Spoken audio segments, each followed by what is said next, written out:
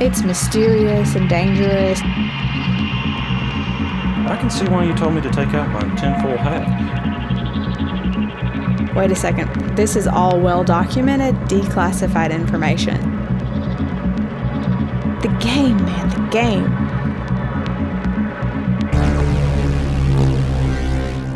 I can't believe you wanted me to carry a tape recorder. In my defense, man, how often is somebody going to break into the studio? It's going to make a cool episode of something. I guess. So, hey, just one more time to make sure we got a good take. Tell me, what's the damage? The thieves didn't get anything.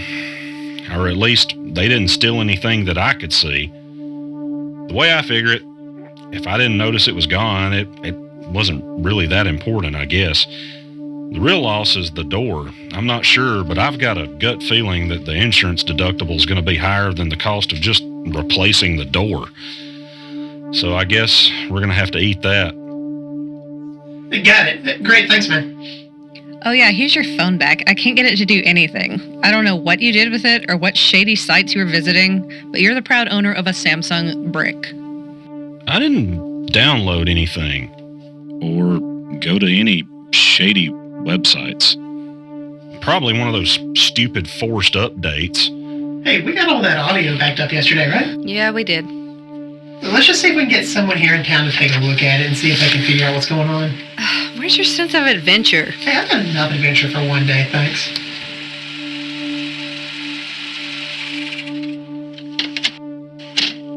Morning. Morning. You mind telling me what happened before I take a look around? I reckon it might just be vandalism. Someone broke our door, but if they did anything else, we haven't been able to tell. Still, mind if I take a look around? More information I can put in the report, the better our chances of getting a lead, and the better your insurance claim looks. Yeah, go for it. Officer, sorry, I didn't actually catch your name. Musterman. Maxwell Musterman. Hey, so we actually have an appointment in Huntsville that requires a piece of gear from inside the studio. Is it going to be a problem if we need to run in and grab it real quick? Not a problem. Let me go in and look around. I'll write up my report, and you can pick up a copy from the station in a day or two. That's awesome, thanks. You guys said you didn't see anything missing, right? Not that we can tell. There's probably just some kids with nothing better to do messing around. You folks obviously have a lot going on this morning. I can go ahead and stick my head inside and write up a quick report if you need to check on your phone. Yeah, that'd be great. Officer, we're running really behind, and I still got to dig around in this trunk and try to find my tie-downs. If you don't actually need us to come inside with you, do you mind if I hang out and try to get ready to load up this equipment? No problem at all. I'll be out of your way in just a few minutes. Officer Musterman was in and out in maybe 10 minutes, tops. Viv had gotten as far with my phone as getting it to turn on and display the Samsung logo, but we couldn't get any further. We tried turning it off and then on again and still got stuck in the same spot. We tried it again, and by the time we realized that the phone was frozen again, Officer Musterman was walking to his car. He told us that it really did look like petty vandalism and that we should just come pick up a report to give to our insurance company and just take our lumps. We thanked him and went back in the studio to haul the cabinet out and load it up. Dude, I'm not looking forward to hauling this thing around all day. Might as well get it over with. Have you seen the tie-downs? Nope, I haven't seen them. Hey, do you think we need to bother putting the cabinet back together before we load it up? What do you mean? Do we need to put the back of the cabinet back on? I put it back on yesterday. I don't think you did, because it's not together now.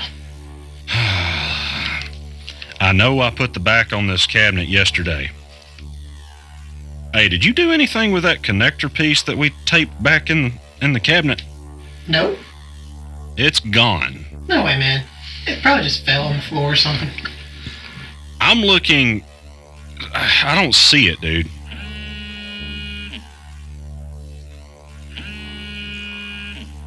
Hello?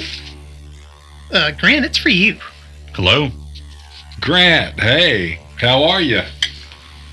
Well, to tell you the truth, I've had better days. Yeah, I tried ringing your phone and got sent straight to your voicemail. Rough morning? Well, it looks like someone broke into the studio last night, but I don't think they took anything. How bad's the damage? Only the front door, really. Just try to remember that it could have been much worse. I guess. So, hey, I had a couple of questions about this cabinet. You can ask, but I think I've already told you everything I know. You didn't happen to pop it open and take a look inside, did you? Sure didn't. Anything else you can tell me? Like I said, I think I told you everything I know. Well, hey, do you have any contact info for the estate sale that you got it from? Only reason I ask. It looks like maybe it was a custom job, and I'm hoping they might have some info about getting it up and running again. I've got the name of the company that was running the sale and auctioning the property, if that helps. Yes, please. Hold on a second. Okay, I've got it. You got a pen? It's sort of an unusual name. Shoot. All right. It's Apophenia Estates.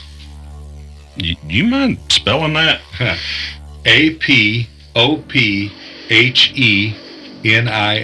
It's an unusual name, but if I had a nickel for everybody I met with a strange name in Nashville... Any contact info? I've got a phone number, but I tried calling and got a line disconnected message. I'll text it to you if you want. But hey, I gotta run. Meeting with my adjuster here in just a few minutes. Yeah, I appreciate the help. Did he know much? I mean, I got a name and a phone number. Man, some folks have killed for less. But I think you need to see this. What is it? Oh. While I was on the phone with James, Dan managed to find the connector from inside the arcade cabinet that I thought we had lost. It was sitting on the machine next to the joystick.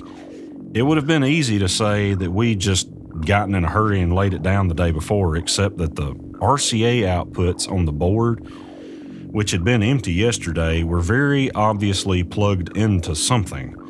And the USB connector, which, again, was empty yesterday, now had a micro USB cable attached. Man, I don't like it, but do you think we should plug in? That's your question? Someone breaks in the studio, opens up a busted arcade cabinet, rigs it up so that a phone can plug into it, and your question is whether or not we should do it?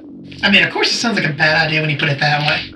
Well, Grant, your phone is pretty much bricked anyway. Why don't you plug in and see if anything happens? Fine. Hey, it looks like we're getting somewhere. Hey, it looks like your phone's doing something. It was. Ever since I woke up, my phone had more or less been a brick.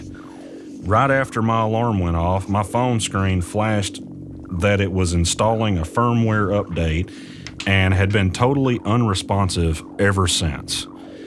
It finished installing the update at least an hour earlier, but no matter which button I pressed, the phone would not power back up. Whenever I pushed power, the LED indicator would flash blue, then red, then green, but otherwise it wouldn't do anything. It was doing something now, though.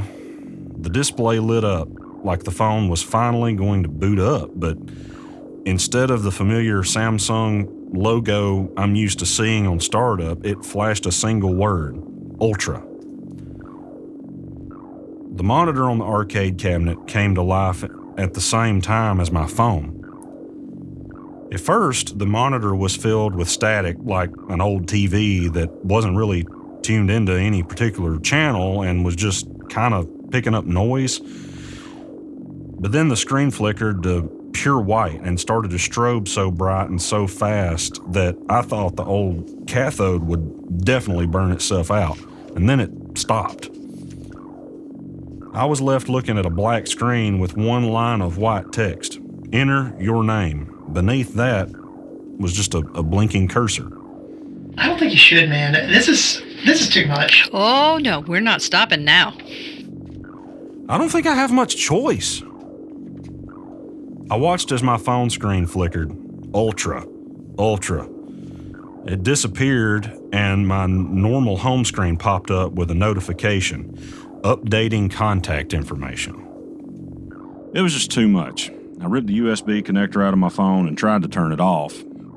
Hey, you guys seeing this? We watched as the cursor on the cabinet monitor cycled through the alphabet.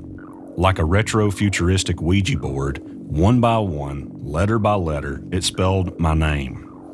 The prompt to enter my name disappeared and was replaced by another line of white text against the black background. Welcome to the game, Grant. Underneath that, in large Atari-esque font, a single word glowed on the screen. Polybius.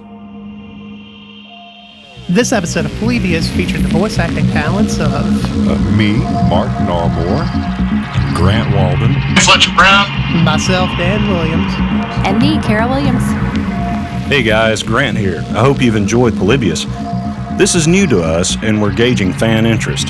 If you like it and need another audio drama in your life, let us know what you think. Find us on Facebook at Tape Noise Podcasts and review us on iTunes, Stitcher, or wherever you listen to podcasts. Hey guys, Dan here, and thanks so much for listening.